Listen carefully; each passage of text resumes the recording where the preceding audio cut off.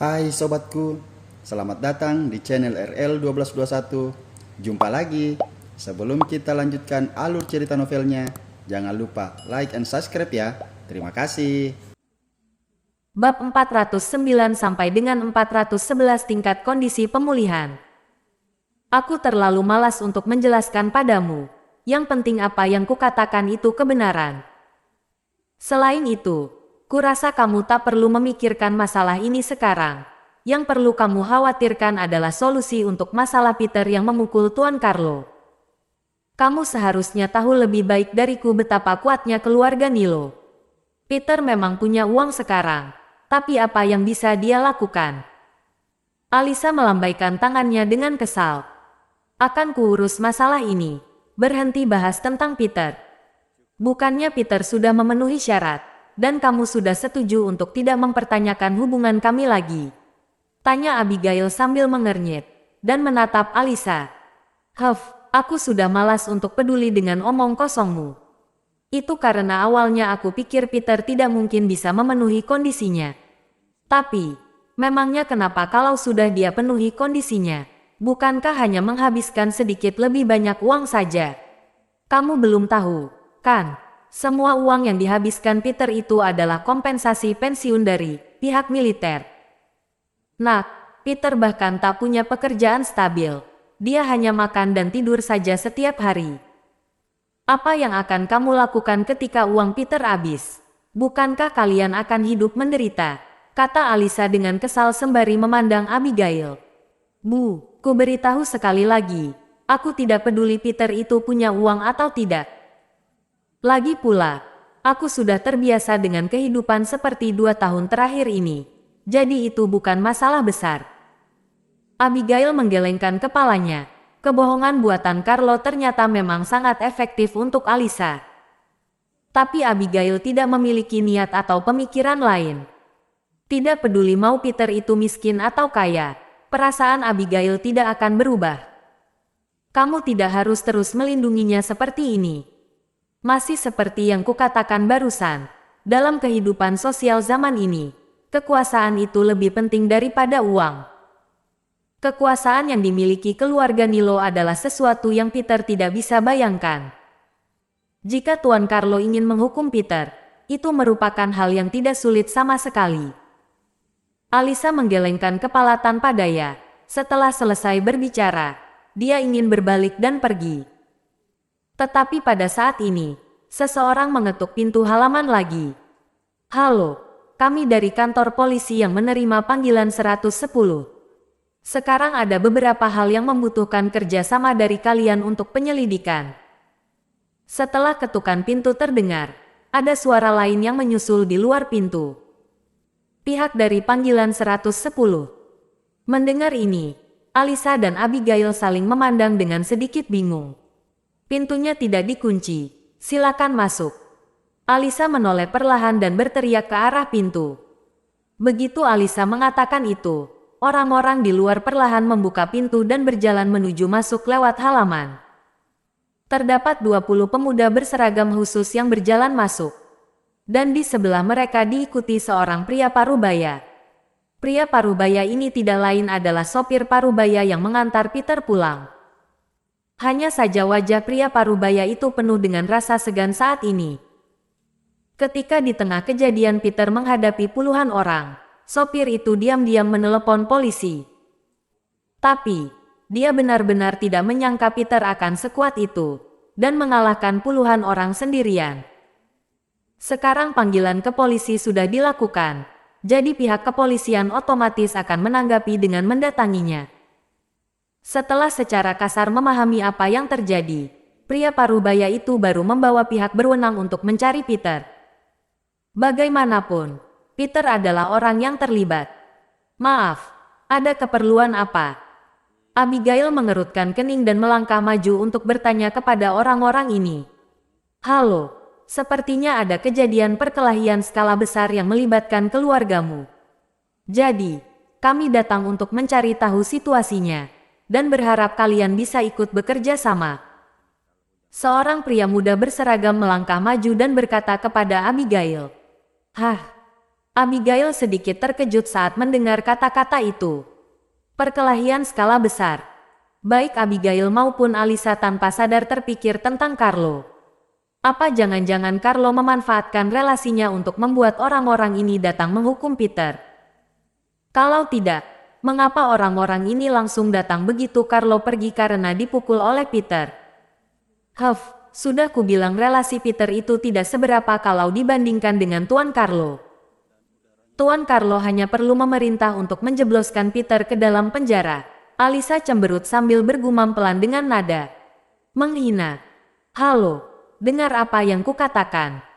Pemuda berseragam itu mengulurkan tangan dan melambaikannya di depan Abigail. Oh, aku mendengarkan. Masalah ini sebenarnya hanya salah paham. Kami bisa menyelesaikannya secara pribadi. Jadi tidak perlu repot-repot, kata Abigail setelah bereaksi kembali.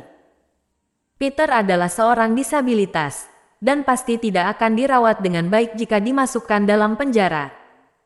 Selain itu, Carlo juga tidak akan pernah membiarkan Peter hidup dengan damai. Jadi Abigail sama sekali tidak mau membiarkan Peter dibawa pergi.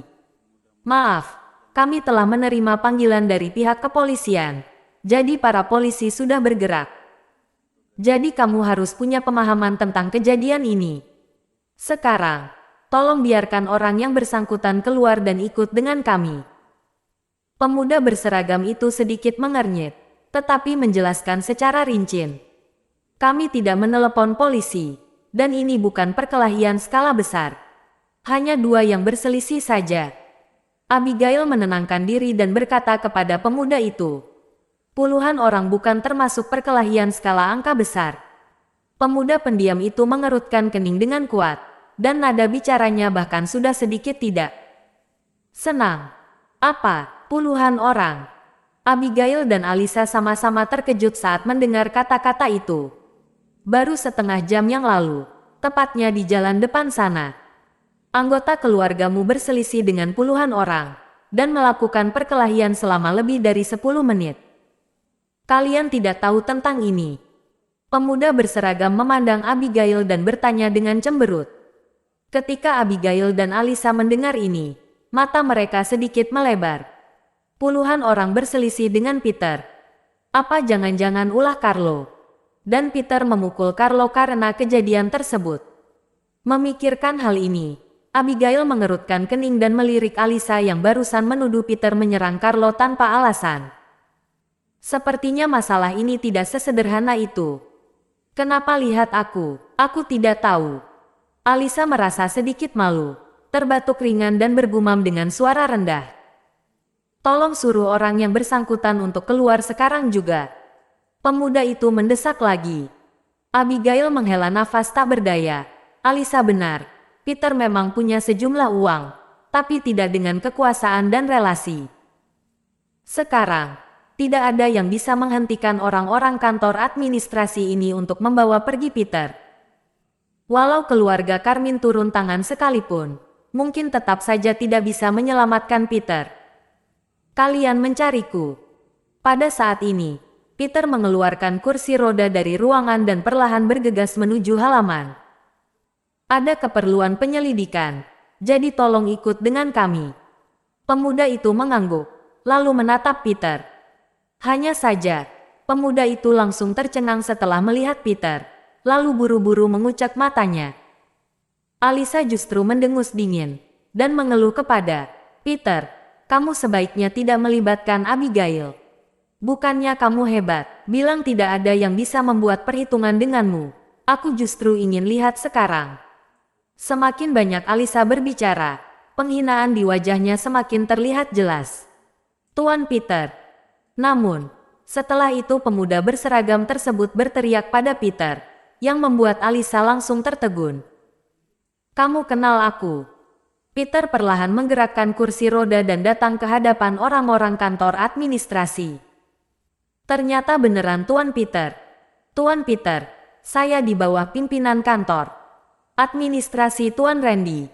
Kita pernah bertemu sebelumnya. Pemuda berseragam itu bergegas maju dan mengulurkan tangannya ke arah Peter untuk berjabat tangan. Adegan di depannya mengejutkan Alisa dan Abigail. termasuk sopir parubaya itu. Barusan pemuda tersebut menghadapi Abigail dan Alisa dengan sikap yang tegas dan tanpa ampun. Tapi menghadapi Peter saat ini, dia justru sangat antusias seperti seorang bawahan yang bertemu dengan atasan secara langsung. Ternyata bawahan Tuan Randy. Peter sedikit mengangguk, meskipun tidak terlalu ingat tentang pemuda ini. Dia setidaknya pernah bertemu dengan Randy beberapa kali. Benar Tuan Peter, tak saya sangka itu Anda. Kalau begitu, maaf mengganggumu tengah malam begini. Maaf, ya. Pemuda berseragam terus meminta maaf kepada Peter. Semakin sikap sopan pemuda tersebut kepada Peter, semakin Alisa dan Abigail merasa bingung. Situasi apa-apaan ini? Apa orang-orang di kantor administrasi juga begitu sopan dan hormat kepada Peter? Tak masalah. Aku takkan ikut kalian ke kantor administrasi. Kalau ingin tahu sesuatu, langsung tanya di sini saja, ujar Peter sembari melambaikan tangan dengan acuh tak acuh. Oh, Tuan Peter, masalah ini tak perlu dipertanya lagi. Kalau tahu itu Anda, saya pasti tidak akan datang. Karena kejadian ini sudah pasti kesalahan pihak lain, kami akan segera menangkap mereka dan memberi Anda penjelasan. Tuan Peter, kami tak akan mengganggu Anda lagi. Kami mohon pamit dulu. Pemuda berseragam sama sekali tidak berani basa-basi di depan Peter, jadi dengan cepat menyapa dan pergi bersama orang-orangnya. Aku minta maaf. Takutnya kamu tak bisa mengalahkan mereka, jadi aku menelepon polisi. Setelah sopir parubaya bereaksi, dia juga berulang kali meminta maaf kepada Peter. Tak masalah, pulanglah. Peter melambaikan tangan, dan sopir parubaya itu mengangguk sebelum pergi. Sekali lagi tersisa Peter, Alisa, dan Abigail di halaman. Ini, Alisa tercengang, benar-benar terpana. Dia baru saja bilang Peter tidak memiliki relasi sama sekali. Carlo bisa saja langsung membunuh Peter hanya dengan memberi perintah. Dan apa yang terjadi di depannya barusan benar-benar mengejutkannya. Peter ternyata bukan orang tanpa relasi luas sama Lima sekali. Peter, apa Carlo yang berurusan denganmu duluan? Apa puluhan orang itu utusan dari Carlo? Abigail tidak punya waktu untuk memikirkan hal lain. Yang paling dia khawatirkan adalah keselamatan Peter. Bukan dia. Jangan terlalu kepikiran dengan hal itu. Istirahatlah lebih awal. Peter melambaikan tangan dengan acuh tak acuh, dan tidak mengatakan yang sebenarnya kepada Abigail. Kalau tidak, Abigail pasti akan pergi mencari Carlo, dan Peter tidak ingin Abigail terlalu banyak berinteraksi dengan Carlo. Beritahu aku kalau ada apa-apa, jangan menyembunyikannya dariku. Sebelum berbicara dengan Peter, Abigail terdiam selama 2 detik. Baiklah, aku tahu. Peter menjawab sambil tersenyum, lalu kembali ke kamarnya sendiri. Dalam ruangan, Peter menindaklanjuti akupuntur yang belum selesai tadi, dan mulai menggunakan jarum lagi. Efek dari pil telah tampil sepenuhnya. Peter sekarang perlu menggunakan akupuntur untuk mempercepat proses pemulihan sistem saraf. 20 menit kemudian, keringat terus mengalir di tubuh Peter. Kehangatan di kaki juga terasa jelas.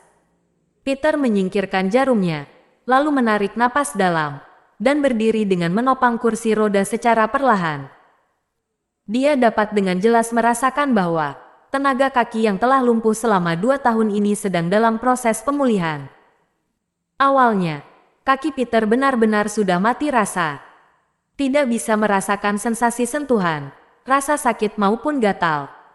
Jadi, setiap kali Abigail bantu Peter cuci kaki, dia selalu menguji suhu air dengan tangannya sebelum membiarkan kaki Peter masuk. Kalau tidak, meski airnya sangat panas, Peter tetap tidak akan merasakan apa-apa. Dalam 2 tahun ini, berkat pijatan rutin dari Abigail, kondisi kaki Peter menjadi lebih baik. Pada saat ini, Peter dengan jelas merasakan kehangatan kaki yang awalnya mati rasa. Bahkan dapat merasakan peredaran darah yang mengalir di dalam. Peter menopang kursi roda dengan kedua tangan, lalu perlahan berdiri. Kemudian kedua telapak tangannya perlahan meninggalkan pegangan di sandaran tangan kursi roda. Begitu kedua telapak tangan Peter lepas dari sandaran tangan kursi roda, seluruh tubuh benar-benar berdiri tanpa alat bantu apapun. Dia bahkan masih bisa mempertahankan postur berdiri ini, dan tidak jatuh. Pada saat ini, Peter sangat senang sekali. Berdiri. Hal semacam berdiri adalah kegiatan yang sangat sepele bagi orang biasa pada umumnya. Namun, bagi Peter yang lumpuh di kursi roda selama 2 tahun, ini bukanlah kegiatan yang mudah. Jika dia tidak pernah berdiri, mungkin tidak akan seniat itu. Tapi justru karena pernah merasakan rasanya berdiri, sehingga merasa lebih tidak nyaman lagi ketika lumpuh. Saat ini, dia tidak mendapat bantuan siapapun, dan dapat berdiri utuh dengan kedua kakinya sendiri. Perasaan ini membuat Peter, yang berhati dingin seperti batu, merasa tidak bisa mengendalikan detak jantung yang kencang dan sangat bersemangat. Beberapa detik kemudian, Peter perlahan mengangkat kepala, dan mata yang sangat dalam muncul kembali. Pupil hitam itu lebih seperti lubang hitam di angkasa, seolah siapapun yang melihatnya akan langsung tersedot ke dalam lubang hitam tersebut. Menakutkan, dingin, dan kejam. Pada saat ini, Peter tiba-tiba memancarkan aura dingin yang menakutkan. 8 tahun berada di medan perang, melalui pertempuran sengit di antara hidup dan mati, dan mengalahkan musuh yang tak terhitung jumlahnya. Darah korban yang ternoda di tangan sudah tak terhitung lagi jumlahnya. 8 tahun karir dan prestasi di militer telah membuat Peter cemerlang dan kuat. Jenis aura pembunuh dingin yang hanya bisa dibentuk dengan membunuh musuh yang tak terhitung jumlahnya muncul sedikit demi sedikit, dan terlihat sangat mengejutkan. Pada saat ini, Peter perlahan menutup mata, dan gambar yang tak terhitung jumlahnya muncul di dalam benaknya. Bahkan ada suara pertempuran yang terdengar samar di telinga. Angin utara bertiup, dan suara saling membunuh mengguncang langit. Dia seperti telah kembali ke masa itu. Dulu, seorang remaja yang baru menginjak usia belasan tahun menempati posisi penting di ketentaraan. Tidak ada yang yakin terhadapnya, namun, dia dengan berani dan mahir berperang dengan baik, memimpin pasukan seperti dewa, dan memenangkan pertempuran secara berturut-turut, hingga membuat musuh ketakutan. Dari tidak ada yang mematuhinya, hingga jutaan orang yang bersumpah untuk mengikutinya. Berapa banyak rahasia masa lalu yang terkandung di dalamnya. Kerja keras dan pengorbanan. Itu semua yang pantas aku dapatkan. Dan juga aku bangun dengan tangan sendiri. Jika ada seseorang yang ingin merenggut semua itu dariku, maka akan kubantai mereka. Peter tiba-tiba membuka mata, dan cahaya dingin yang menakutkan muncul di matanya. Tepat ketika Peter hendak melangkah maju, kakinya tiba-tiba terasa lemah lagi, dan seluruh tubuhnya jatuh. Gedebung. Peter terduduk dengan kuat di kursi roda. Bagaimanapun, dia masih belum pulih sepenuhnya. Namun, Peter tidak begitu kecewa, dan kekecewaan di matanya hanya muncul sesaat saja. Karena dia tahu ini sudah merupakan awal yang sangat bagus. Dia akan segera pulih sepenuhnya.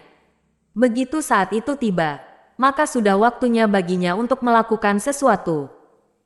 Keluarga Nilo, Daddy, aku tidak akan mengecewakan kalian. Senyum kejam muncul di sudut mulut Peter, dan dia perlahan menggenggam sandaran tangan kursi roda dengan kedua tangannya. Karena terlalu berlebihan, bahkan jari-jarinya sampai memucat. Tepatnya di ruang tamu. Sejak Peter memasuki kamar, Alyssa dan Abigail merenung sambil duduk di sofa. Mereka memikirkan berbagai hal dalam benak mereka masing-masing. Yang paling penting adalah mereka semua menganalisis dalam hati tentang apa yang terjadi dengan Peter. Semua orang mengatakan bahwa Peter tidak punya uang, tapi Peter tidak hanya membeli mobil dan villa, tapi juga menyewa seluruh Andros Lakeside Hotel. Alyssa tidak tahu berapa banyak uang yang dikeluarkan Peter untuk menyewa hotel itu. Namun, Peter dapat menang merebut hak guna hotel dari tangan Carlo, yang berarti uang yang telah dihabiskan oleh Peter itu 2 kali lipat atau bahkan beberapa kali lebih banyak daripada Carlo. Jadi, tidak perlu dipikirkan juga sudah jelas itu bukan jumlah yang kecil. Alisa juga bilang Peter tidak punya relasi apapun. Sementara ini tidak membicarakan masa lalu terlebih dahulu. Cukup bicarakan tentang apa yang terjadi di depan mata mereka barusan. 20 petugas kantor administrasi berseragam datang untuk menangkap Peter dan hendak membawa Peter kembali ke kantor administrasi untuk diinterogasi. Dari segi sikap pemuda itu, jelas penangkapan ini terlihat sangat penting. Tapi setelah Peter keluar, sikap dan rasa hormat pemuda itu terhadap Peter jelas tidak palsu sama sekali. Seolah seorang bawahan yang bertemu dengan atasan secara langsung. Dan pemuda itu tidak lagi berbicara tentang penangkapan. Bahkan Peter yang berinisiatif untuk bekerja sama dengan penyelidikan. Tapi pemuda itu yang justru melambaikan tangan untuk menolak.